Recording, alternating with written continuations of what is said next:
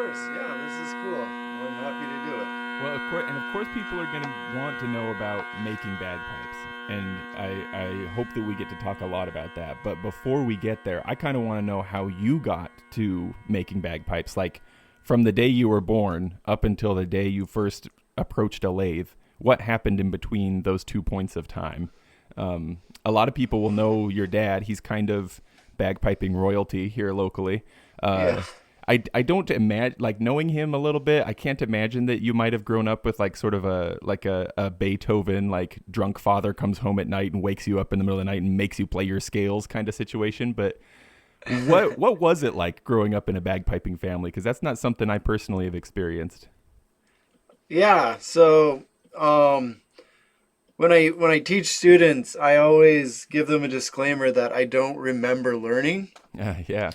So, yeah, like I sort of, by the time I was, 5 or 6, I was already playing a practice chanter. Were like junior size practice chanters a standard thing that back then, or like were you just spreading your fingers real far? No, they had small practice chanters. I even have a really tiny set of like bagpipes too Really? that I would carry Aw. during parades. Yeah. So they were pretty cool, and Yeah. they just took practice chanter reeds, and I could blow in those. So Were the drones functional too, with just some practice chanter reeds in them? yeah, Fun. mostly they didn't sound good, but Yeah. Luckily, it they wasn't too loud, huh? yeah, they worked. So yeah, like I just grew up playing. I grew up around it all the time. Um, so And yeah, were you always there in the Bountiful, Utah area, or had you lived elsewhere before ending up where you are now? no, I grew up in the Bountiful area. Yeah. Since I was small. The biggest move in my life was when I was 2 years old. We moved next door. Did you really? Yeah. So yeah, I just grew up here in Bountiful, and Awesome. yeah. Well, Um, what was it like? What do you remember from learning? Like, because I know I have kids and I've been a kid. I know that there can be rebellious periods and other periods of interest. Like, have you ever at some point felt like this is a Luke Skywalker Darth Vader situation, or like at what did you at any point go like, you know what I'm gonna do to rebel? I'm gonna win competitions, or did you ever throw your pipes away and be like, screw you, Dad, I'm never playing pipes again? let's see, not really. Um, Probably what distracted me from piping the most was sports. I was really into soccer. Oh, sure. I played a lot of soccer, and so when I was probably around 10 to about 13, I didn't play much bagpipes. Mm. That was sort of my rebellious stage. And then about 13, I started to really get back into it a lot Hmm. and split my time a little bit more. And then when I was in high school, I decided I didn't like sports as much anymore, and I was gonna devote my passion to just bagpiping mostly. Yeah. So I don't have a super strong grip on the anatomy of how it was Utah Pipe Band that split and Wasatch formed, but I feel like that didn't happen until you were at least nearing adulthood, if not in adulthood, right? And so were you playing with Utah Pipe Band from a small age, or was it something else? Yeah, I was. I was playing with Utah Pipe Band from very young, and the split actually happened when I was serving an LDS mission. So So I you came came home to a home different world, to a huh? different world. Yeah. Yeah. So yeah, that was interesting. Yeah. But yeah. So yeah, I was 21 when it happened. Hmm. Hmm. Yeah, when that split happened. So yeah. Gotcha. And if I'm not mistaken, you have traveled to for playing your pipes and stuff like that. Like tell me about, has it all been competition? Have you done other stuff? Like what's on your piping CV?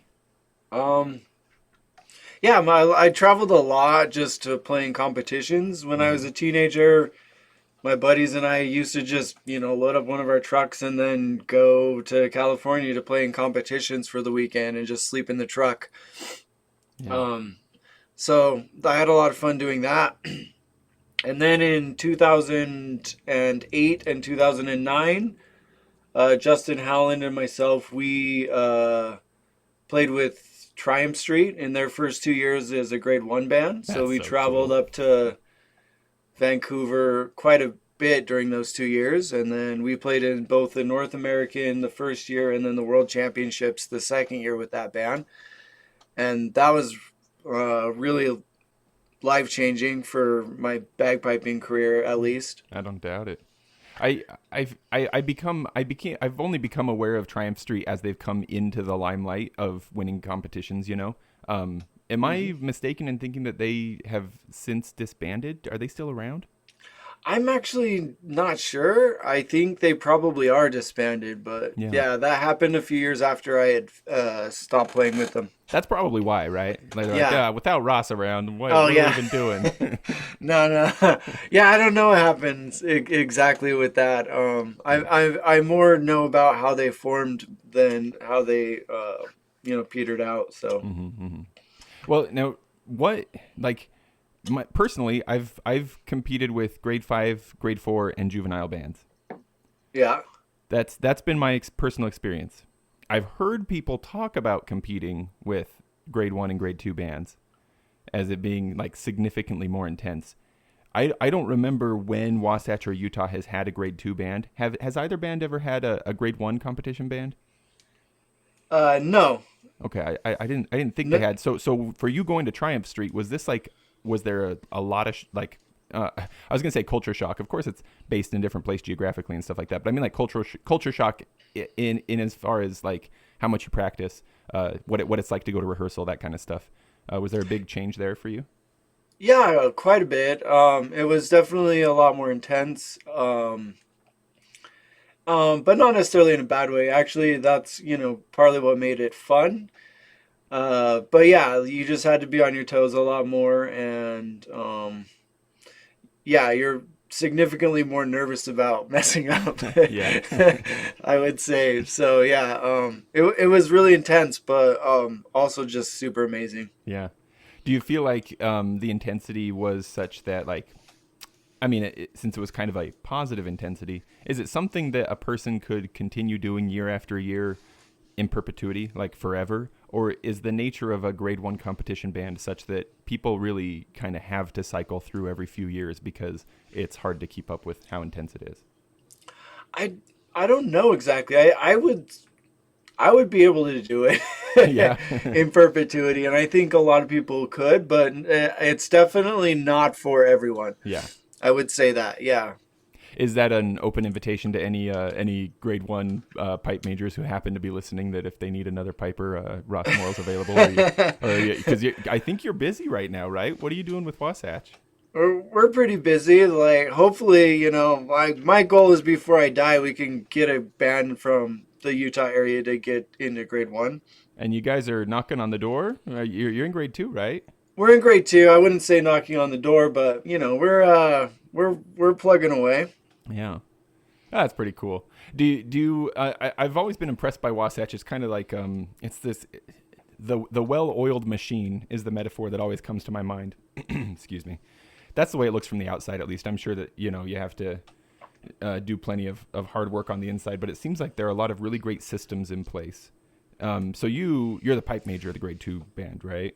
Yes. Do you feel like the organizational structure of that Wasatch has built up over the years maybe takes some of the burden from the mind of the pipe major so you can focus on music, or are you spending a lot of time still like reminding people to clean their bagpipes and helping people with reed maintenance and stuff like that?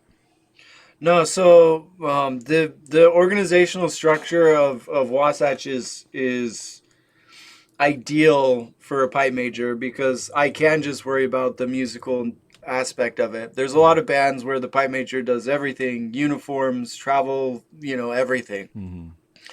And that's just too much. They can't possibly keep up with it all, in my opinion. Yeah.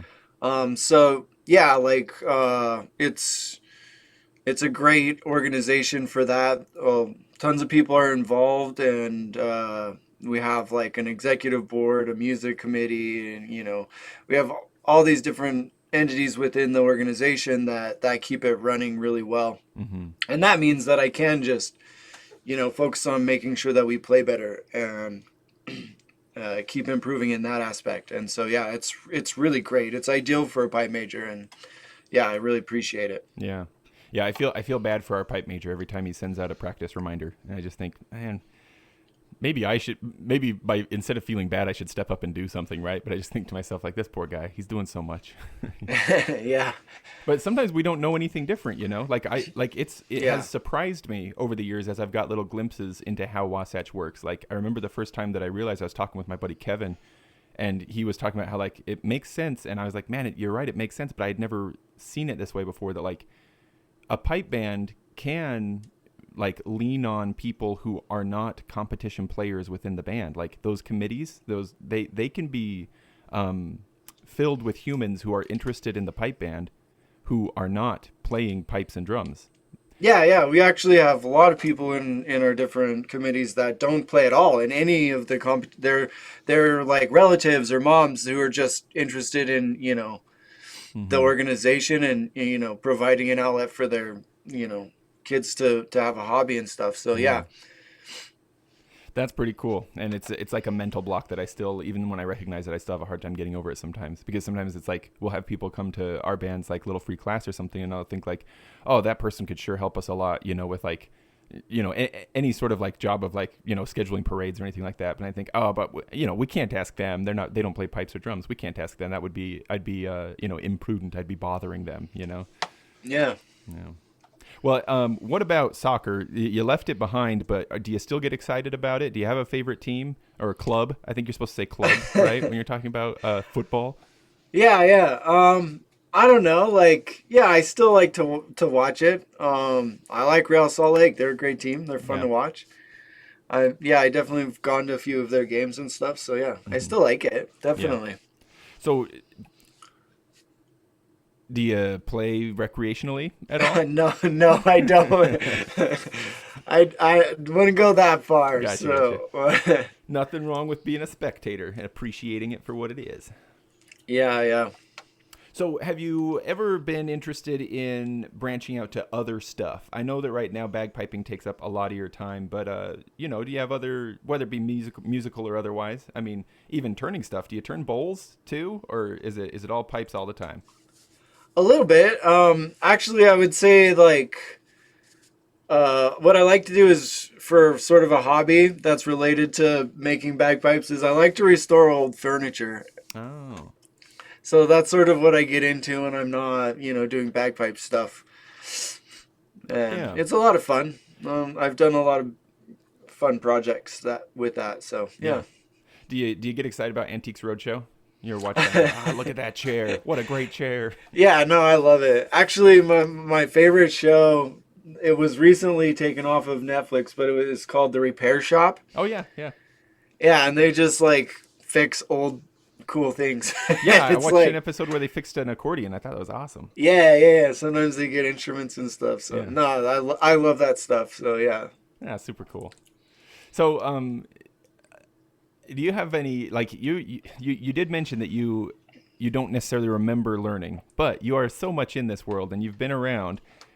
Like, what kind of advice do you give to people? Maybe I would say people who are new to it, but I'm kind of curious. Do you have advice for someone like me? Let's make this all about me, Ross. Okay. I've been playing pipes for about 20 years. I didn't start as early as you did. I started with the Payson High School program, so I started like junior high. And like, I really love it and it's a lot of fun. Sometimes I'm not that committed to it, but I want to be. Like, I feel like I'm floating in the middle somewhere, like what? Yeah. What can I do to improve my piping, Ross Morrill? Like, what can a normal average dude like me? What's some generic advice that you might give? Well, I think, first of all, you got to figure out and be, confident in what you want your piping to do for you, if that makes sense. Mm-hmm. So it's not going to be the same for everyone. Like, I'm hardcore. Like, I couldn't even really call piping my hobby anymore. It's actually my full-time job. Yeah. Which is nice, but obviously not everyone has to be like that, and not everyone has to be to the level of grade 1 band or or even a competition soloist. So, and there's nothing wrong with that. For anyone, like it's just a good hobby to have no matter what, I think. I think everyone needs a good hobby, something that they can work on and improve themselves through.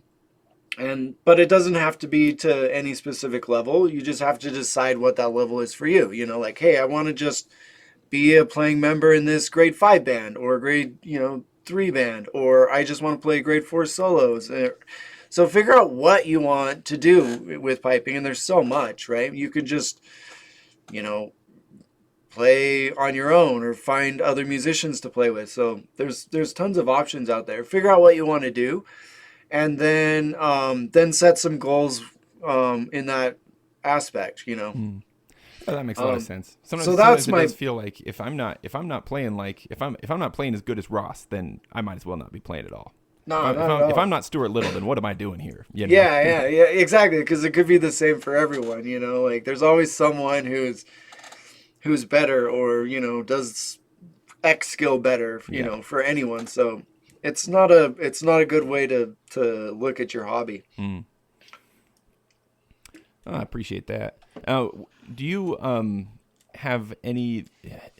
While you were with Triumph Street, or maybe otherwise, I'm only vaguely aware of the Cape Breton piping tradition. I'm intrigued. It makes me feel excited. I recently listened to an episode of the Way Too Twag Bagpipe and History podcast where he interviewed, I think his name is Barry Shears, who's this big Cape Breton piper, and a lot of the stuff he talked about, man, got me excited. It was just some cool stuff. Have you encountered that kind of world of like sub-world of piping, or other sub-worlds of piping that get you excited, or are you like a competition guy through and through? I'm trying to think. I'm not super familiar with the Cape Breton stuff. My friend Justin Howland is a lot more. He played with a bagad, which was cool. I don't know if it's even the same. So yeah, I'm not super familiar with that sub world. But yeah, a little bit. I'm familiar with like small piping and Celtic ensembles. My dad played in a Celtic ensemble for most of my life. I can play small pipes and I make them as well. They're very fun to make. Yeah, actually, that was before I ever saw a set of your Highland pipes. I saw a set of your small pipes. You had a set at a it's that one that Jameson does, that piping in the desert competition. Oh yeah. You'd brought a set to one of those a few years ago, and they sounded and looked really cool. That was the first that I was aware that anybody in Utah was making pipes. Yeah. They're super fun. So I'm a little bit familiar with that. I'm not actually, compared to my dad especially, I'm not a great small pipe player because growing up I just wanted to be a good Highland piper and focus on the one skill. But when I started making them, I figured I should be able to play them a little bit. So I learned a little bit with that. Yeah, and you do play them with bellows, right? Yep. Yeah, right on. Now, do you make your own reeds as well? For small pipes, I make everything, and that's partly why they're so much fun to make. I make the bag and the bellows and the reeds and everything. That's a lot of fun. I don't for Highland pipes, and part of the reason is with small pipes, there's not so many super established makers, and there's so many different styles that it's better to just learn to make your own reeds and bags for the style of pipes that you're specifically making. But for Highland pipes, it's not exactly the same, and some of the skills are more complicated. Like pipe bag making is different because it's a wet system rather than a dry one. So I don't do all the reeds and bags and stuff for Highlands, but for small pipes I do. Gotcha. That's super cool. What do your other family members, other than your dad, what do your other family members think about your many hours spent on piping stuff? I guess some of them would be annoyed. Yeah. Especially my youngest sister. At this point, they have to have accepted it, though, right? There's no hope of this ever changing. Yeah, I think so. My oldest sister, Mackenzie, actually teaches Highland dance, and Mm. she's very successful at that. And she's probably the one that's most into the sort of world of, Scottish culture, other than myself Mm-hmm. and my dad. Yeah. Everyone else has sort of just come to terms with it, I guess. Yeah, they just have to them and your neighbors as well, right? Yeah, yeah. Luckily, especially up at my dad's house, where our shop is, our only neighbor is my uncle, and his whole family is into it as well, to one extent or another. Yeah. So, works out. That's the way to do it. You got to surround yourself with people who will at least tolerate, if not also be excited about it, right? Yeah. Now, who do you think, Ross? And go ahead and you don't have to be bashful about this. Who is your biggest fan? Who is my biggest fan? Yeah. I don't. Probably my dad, I would Aw. say. Aw. Yeah. Your dad is like a staple of the scene for me. I like when I think of your dad, I immediately see him standing in the prep area at the pacing games, just helping everybody tune up. Tune up, yeah. Whether they're in his band or not, just helping people tune as they head over to compete for the solos. Yeah. Yeah. That's awesome. You guys have been able to share a hobby and not lose your relationship, because I think that could tear a relationship apart, honestly. I think it could. I think it actually brings us together. That's good. We, other than piping, we actually don't have a lot in common. So good thing there's piping, huh? Yeah, so it like really keeps us together, and it connects us in a very strong way. Yeah. Now, where you've been playing for a really long time, Ross, do you have any absolute favorite tune that you feel like is evergreen? Like you've known it for a long time, but you keep coming back to it because it just feels so good or sounds so good, like you're never going to stop loving that tune? Oh, geez. Actually, the first one that comes to mind, it's a tune that I'll never stop playing in solos ever, is Mrs. McPherson of Inveran, actually. Mm. Was So, that a Gordon Duncan tune? no. Oh, okay. My bad. It's He's an got so old, many that are named after people. Like it's hard to keep yeah. track of them. No, yeah, it's a pretty famous reel. Yeah, gotcha. And I just love the tune, and I've played it for solos for a long time, and I probably always will. Awesome. What about tunes that are on your list that you want to learn? What's at the top of that list that you haven't got to yet? Tunes that I want to learn. Or are there any? Maybe you've learned all the tunes. I don't know. I don't know your life. Maybe you know everything. No, I'm always trying to learn new music, even if I don't like plan to use it. Yeah. It's just very useful skill. It helps keep the memory sharp and the music reading good. Yeah. So I'm always learning new music. I'm currently learning. So my favorite composer is Donald McLeod by far. With amongst my friends and bandmates, it's almost a joke, like because we play a lot of Donald McLeod music, and I play a lot for solos. But I'm just recently learning a Donald McLeod march called Eileen Donan Castle, named after the famous castle over in Scotland. And it's a beautiful march, so that's top on my list right now. I've almost got it. Yeah. Do you have any regular strategies that you employ to memorize music? I recently talked to Swan about Stephanie Byrne's book about memorizing music, so I'm curious if you have any practices that you use. Oh, interesting. Yeah. That is an interesting question. I wish I could teach the skill a little bit better than I do. I think that the way that I learned bagpiping was mostly by ear and by mimicking. I didn't read music until I was in high school, actually. Wow, and really? That long? Yeah, that long. I'd already been playing for a long time, and in high school I decided I have to learn how to read music, so I did. Yeah. So because of how I learned to play, memorizing music is, I think, a little bit easier for me, just because my brain functions primarily around the melody of a tune.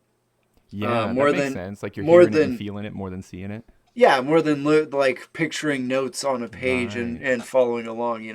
Interesting. So yeah, I guess that means my biggest advice was to be able to hum the melody of a tune, and that's going to help you memorize it faster than anything else, in my opinion.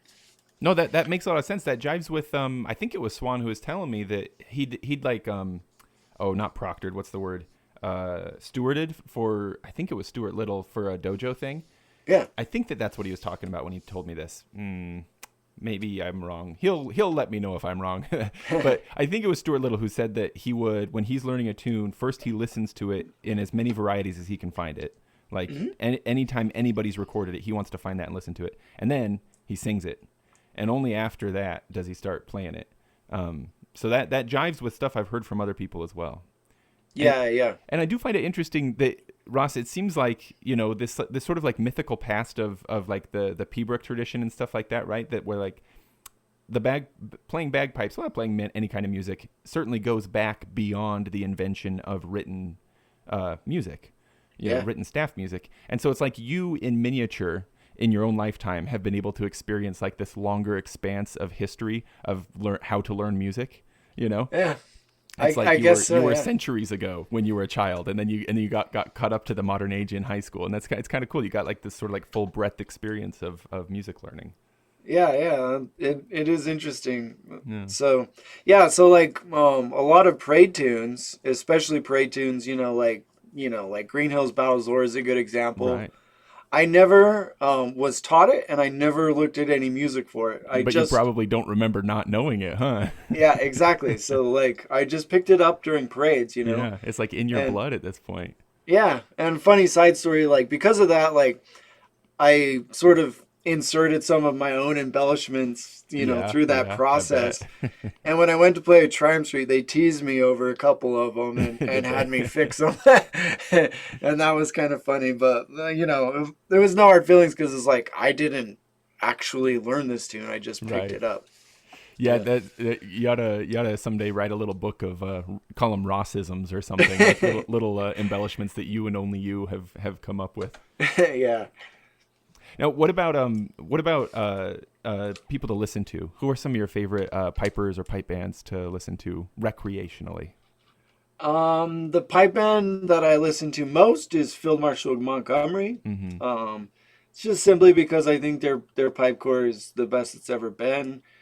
I just love listening to them. I'm a huge tone guy, as a pipe maker and stuff. Oh, of course, that makes sense. And their tone is just silly good. So like they're fun to listen to. So that's probably the pipe band I listen to most. Yeah. I'd imagine that most people listening are familiar with them, but just in case they weren't, do you have a favorite album of theirs? Whether it's because of material or because of how it was recorded. If someone was like, I've never listened to them, where would you tell them to start? Oh, geez, where would I tell them to start? Actually, I like listening to them most at their competitions, so that might be Gotcha. a So little hop on bit. YouTube or something, huh? Yeah. There's a great YouTube channel called Drone Chorus, and he, for years, has just gone to all the major championships and recorded everything. Why didn't I know about this? I don't know. It's a fantastic YouTube channel that I listen to a lot, and yeah, they're pretty great quality recordings too, given that they're made live and at a contest, right? So, well, I'll be subscribing today. Shoot. Yeah, definitely do. Yeah, any listeners out there, go check out Drone Chorus on YouTube, and yeah, he's got a lot of Field Marshal on there, obviously, because they're at all the majors. Right, because they're always there. They're always there. So yeah. Now, looking back at tunes again, Ross, what do you have any tunes that are like sort of your most requested, whether it's from family? Well, maybe your family members don't request anything at this point. Maybe they more request, please don't play. But what are some crowd favorites that you feel like get asked for a lot? Oh, I think recently, like, people have been asking to hear Highland Cathedral a lot, which kind of a surge in interest in that tune, huh? Yeah. I remember like just pacing this year, like somebody yelled out and kept yelling out, please play Highland Cathedral. And we didn't during mass bands. And so like I just struck up and started playing it afterwards. That's nice of you. And a bunch of other pipers joined in too, which was kind of cool. Yeah, because it was fun. Like at the end of the day, it was all over. So, hey, why not? That's a nice attitude to have. That's very kind of you, because I've been in that at that moment many times myself, where it's like I am not playing my bagpipes for a week. I'm done. Yeah, yeah. No, I get you. Well, that's nice of you to give the people what they wanted. Now, if money were no object, Ross, what would be your piping related thing? Would you get a piece of kit? Would you go on a trip? Like, what would be the thing you would do if you had a blank check to do it? Oh, if I had a total blank check, Yeah. I would definitely want to make like a Scottish center where it could have like rehearsal space and recording space and that kind of equipment in it. That would be my dream. Yeah, And maybe even someday. I like that. maybe even a shop attached to it, There you Like go. I'm not complaining about the shop I have, but like that might be cool. Yeah. So that would be my piping related dream if I had no limits on cost. Yeah. Well, and speaking of your shop, talk to me about this. How did you, like, at what point did you think to yourself, I'm going to make bagpipes? Did you do, like, was there a wood class in high school where you started turning a bowl and then you went, wait, this is the same way they make bagpipes? Or, like, how did you come to it? How did this happen? How did you end up making bagpipes? And for anybody listening who doesn't know, in the notes, in the show notes, I'll have a link to Ross's website. The website's cool, but I would highly recommend following Moral Bagpipes on Instagram, because there are some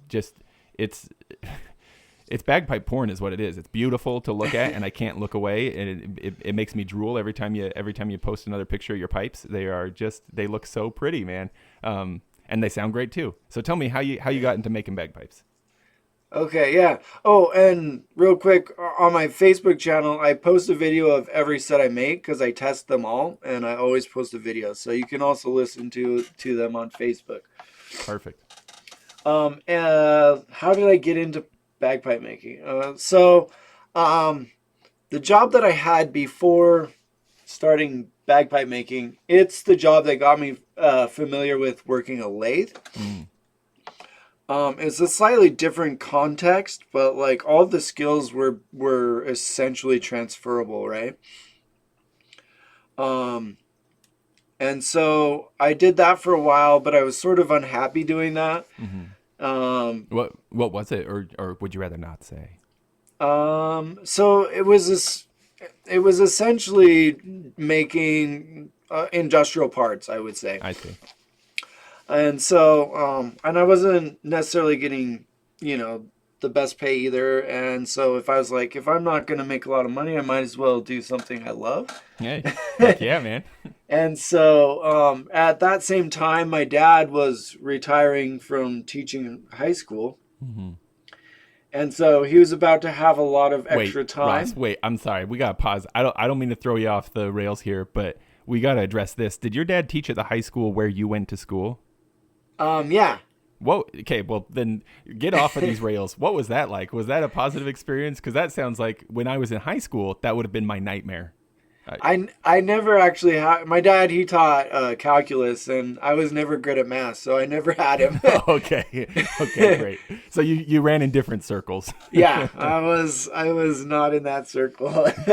Okay, all right. Well, then we can hop back on the rails. Then your dad was retiring. Then. Yeah, my dad was retiring, and so he had a little extra time, and all of his kids were all out of the house, and he has a pretty large house, and so he's like, hey, got a lot of extra space, and it's always been a dream of his too to make bagpipes and be in that, and that's sort of what he wanted to get into after he retired. Yeah, cool retirement project. Yeah, but he realized he didn't necessarily have the right skills, but I sort of did.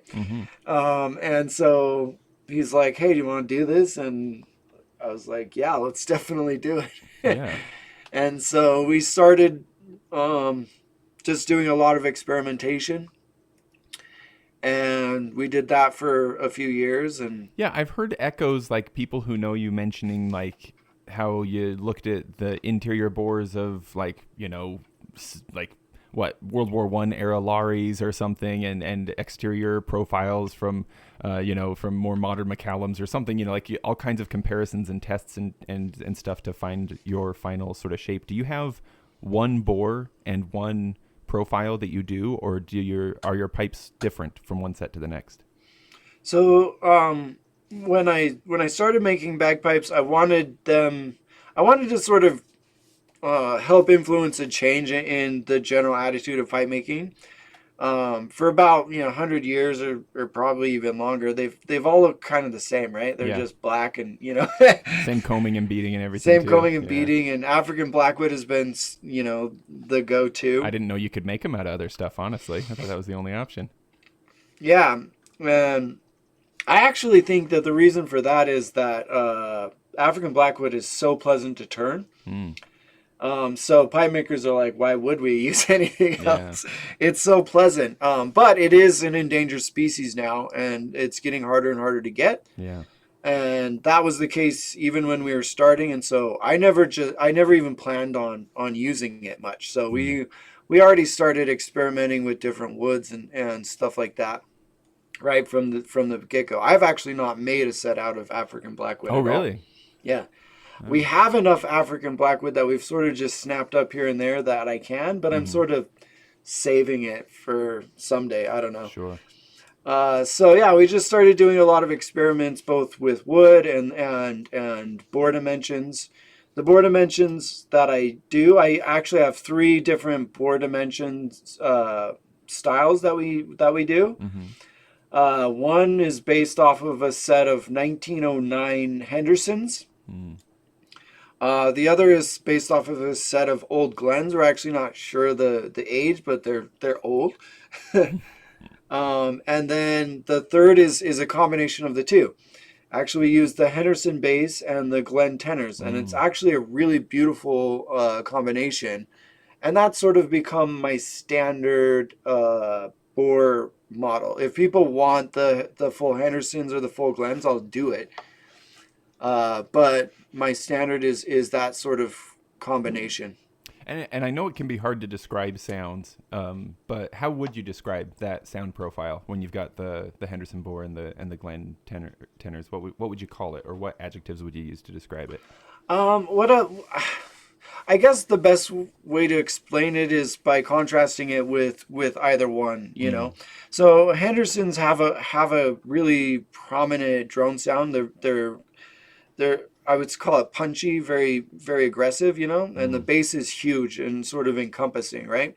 But the tenors cut through it really sharply as well, I Mm. would say. So it creates a harmonic that's kind of big and ringy, right? Mm. By using the Glen tenors instead of the Henderson tenors, it sort of softens the harmonic and makes it a little more deep. So the harmonics are going to show up bigger on our lower notes like B, A, those kind of Mm. low hand notes, and it's just really beautiful and pleasant. Well, it might be So cool. Maybe I'll insert audio from one of your Facebook videos right here so that people can kind of hear us at playing. sure, yeah, yeah. And just with this, let me give a disclaimer real quick though that like streaming quality does have an effect on what the listener will hear right now, and so it's gonna sound cool, but like hearing them in person would be even better, of course. Yeah, it's definitely not the same. But yeah, you can get a good idea of that. Actually, along with that, my favorite wood actually that I've used so far is a wood called Leadwood. I think it provides the best tone, and I'll actually send you a link to a video of that specific Oh, wood perfect. with the sort of hybrid set we call it, which Perfect. which is the Henderson bass and the Glen tenor.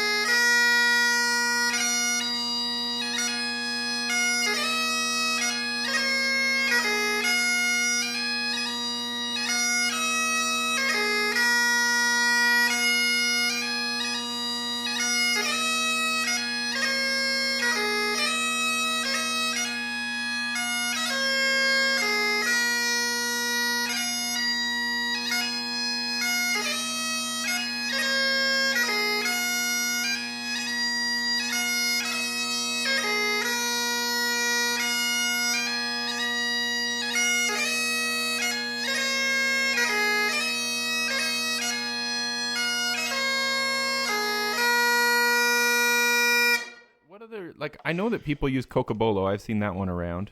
Yeah, it's a great wood. What are your favorite? Like, is Leadwood your absolute favorite at this point, or what other stuff have you done? Yeah, so for pure sound, Leadwood is my all-time favorite. I'm actually making myself a set out of Leadwood right now. The last bit of Leadwood we have, it's kind of hard to find, unfortunately, and we sort of have to keep our eye out, and get it when we can. But it's good enough that I'm like, no, I'm making me a set that I can play solos on. Yeah. So Leadwood is my favorite as far as sound goes, but it's not my favorite as far as looks go. I think Kingwood would probably be my favorite looking wood. It's got a really prominent grain, and it's sort of a purplish wood. Yeah. It's really pretty. Yeah. That's one. I'm no wood connoisseur by any means, but that is one that I'm familiar with because it is. Yeah, it's darn pretty. Have you ever done a set for somebody out of like a sentimental wood? Like somebody brings you, like I used to play in the major leagues. Here are 3 bats that I used to hit home runs. Will you turn them into drones for me? Or a tree that they chopped down from their backyard or something like that. You ever done like a sentimental set? Yeah. Like I'm totally of the mindset that I'll try anything, right? Yeah. And so like I've made some pretty weird sets as far as sentimental woods go. There was a guy in Texas, and he wanted pipes made purely out of native Texan wood, right? Oh, sure, yeah. And so we made the main body of the pipes out of a wood called bodark, which when it's first turns looks like the color of bananas, like it's really? Yellow. Yeah. That's cool. And bodark, so, that sounds like the name of a dude from Texas, so that's just a great name. I forget the other name. It has another name too, but yeah. Anyways, bodark, and the wood that we used for highlights was persimmons. So, he actually sent me the persimmons from his backyard. Yeah. Oh, did he? Yeah. And so we made that set, and yeah, it was funky looking. Eventually it'll turn this really beautiful golden brown, but like when it's first turned, man, it looks like bananas. I that is one thing. You mentioned that you used another wood for accents. That's one of the things that I like most about your pipes. Partly that, like, maybe it's just because I'm tired of seeing so much combing that, like, I get excited about non-combed pipes no matter where they're coming from. Yeah. Which combing is fine. Probably if I hadn't seen it so much, I'd still be excited about it. But the thing I love most about the visual aspect of your pipes is that you're using usually 2 tones of wood to accent each other instead of relying on metal to accent the main wood. I do think that looks really pretty.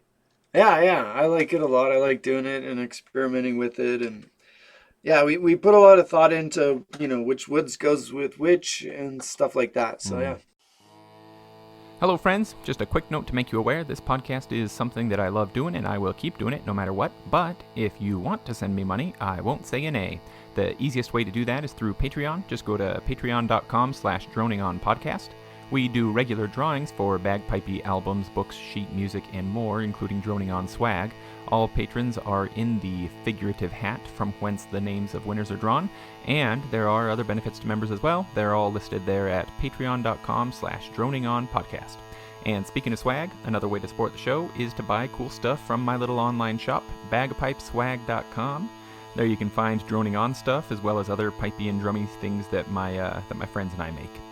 And if you feel so inclined, I genuinely invite you to follow the show on Facebook. It's super fun to have a way to interact over there, to discuss past episodes, and I also like to bounce ideas off of you, my friends, ask you for input on upcoming interviews, that kind of stuff.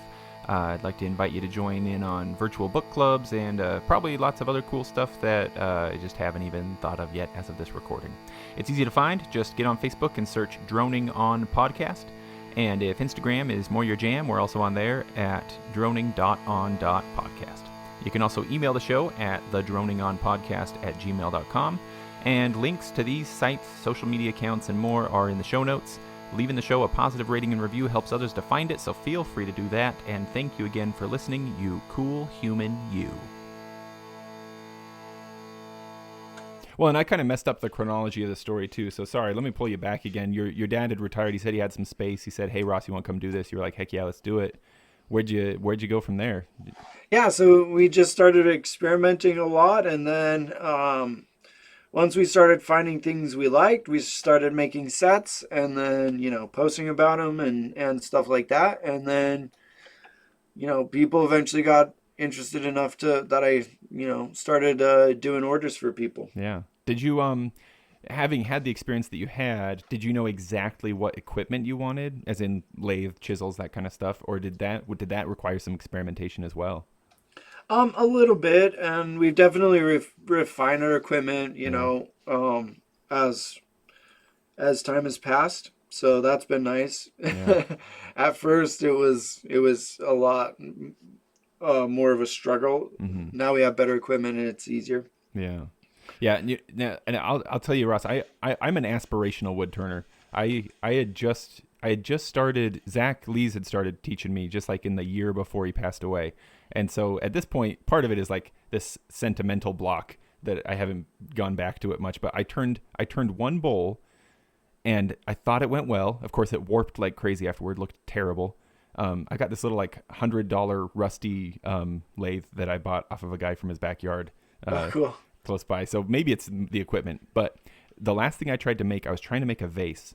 And I put this, it was a log that had already been cut into a cylinder. And I got it really well centered and everything. Got it on there nice and tight. I started turning it. And as I started getting the profile, just barely started, it shot off the lathe. And Yeah. it didn't kill me, but man, it scared me about bad enough that, like, even if it weren't for the sentimental reasons to be hesitant about going back to it, I'm scared. And so I think about you making bagpipes, and maybe, the image that comes to mind is like those YouTube videos of like the beautiful ribbons of wood flying off over your shoulder and stuff. It seems so zen, but my personal experience was horrifying. And so have you had any injuries, or what has that experience been like for you?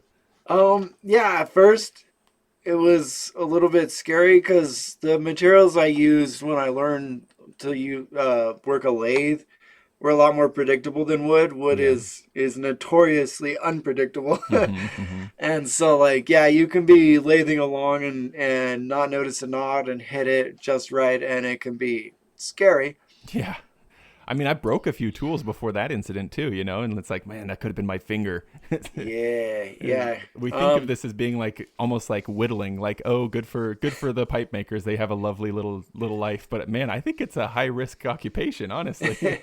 It can be a bit scary. As you get more and more experience, you sort of get used to working with the wood. You know Yeah. the signs, and especially as you get familiar with the specifics of wood, some are more finicky than others, so you're just going to be a little bit more on guard.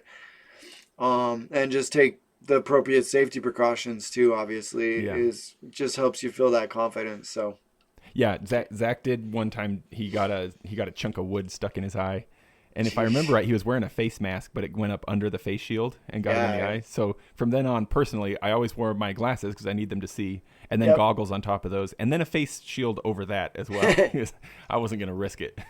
yeah, that's definitely important. But yeah.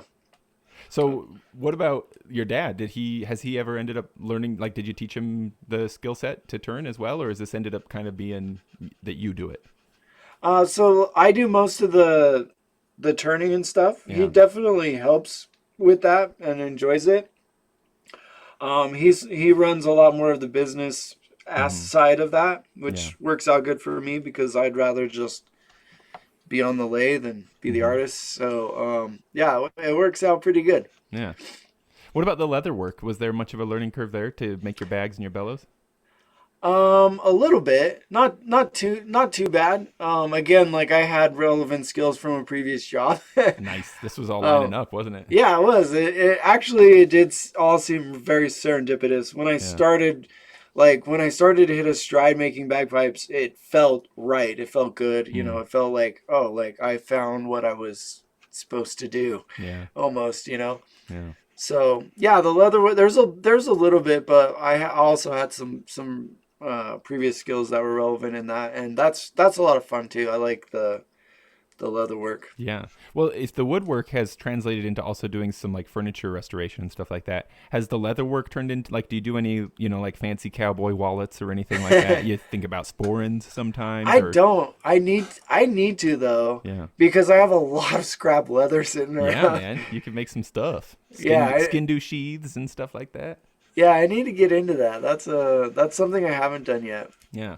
Well, what else do you make? I mean, at this point, you're kind of an artist by trade, whether it's making music or making stuff out of wood and leather. Do you? I mean, what do you paint? Do you sketch? What else do you do? I in the past I used to do a lot of painting. I don't anymore. Yeah, you're pretty busy, Um, right? yeah.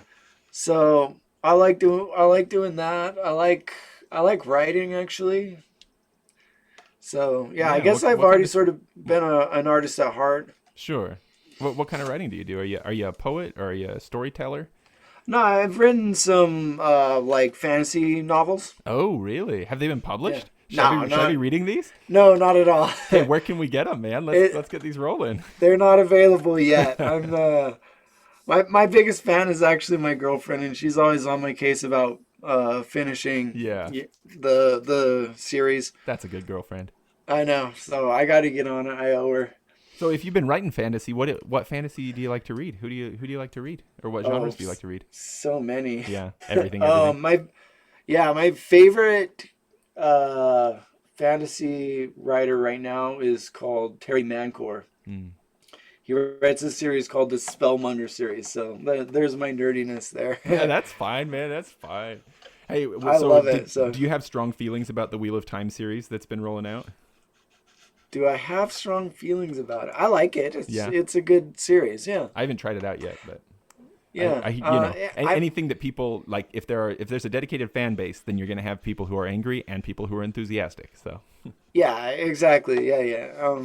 If you like really complicated high fantasy, then you'll probably like it. If not, then it might not be your cup of tea. yeah, I am like religiously passionate about Tolkien, and maybe because of that have not ventured much further than Tolkien. Like I end up just kind of reading stuff by Tolkien over and over again every single year. So Oh, cool. maybe I should try other stuff too.